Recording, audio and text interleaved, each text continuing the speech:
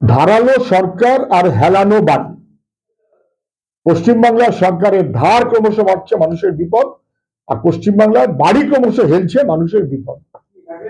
এই পরপর garden rich, Baghajatin, Kamarhati, ট্যাংরা, বিধাননগর এই সহ এখন মেয়র বলছে অন্তত 30টা বাড়ি।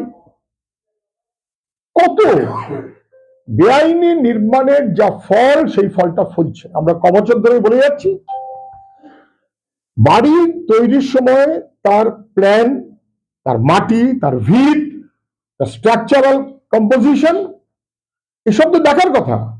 জলাজমি ভরিয়ে তার উপরে যদি বাড়ি হয়, জায়গা না ছেড়ে একটা বাড়ির গায়ে যদি একটা বাড়ি হয়, 5 ফুট রাস্তায় যদি 5তলা বাড়ি হয়, তাহলে যে যে বিপদ হতে পারে, এই সমস্ত বিপদের দায় কর্তৃপক্ষের। তারা বেআইনি নির্মাণে ক্রমশ প্রশ্রয় দিয়েছে, আর তার সঙ্গে কাটমানি, সিমেন্ট, বালি, ইট যত রম্বি, কাটমানির পরিমাণ তত বেশি হবে। ফলে কাটমানি বেশি মানে বাড়ি ক্রমশ বেআইনি হচ্ছে, হেলানো বাড়ি হচ্ছে। ধারালো সরকার, হেলানো বাড়ি, বাংলায় এটাই বোধহয় ভবিতব্য।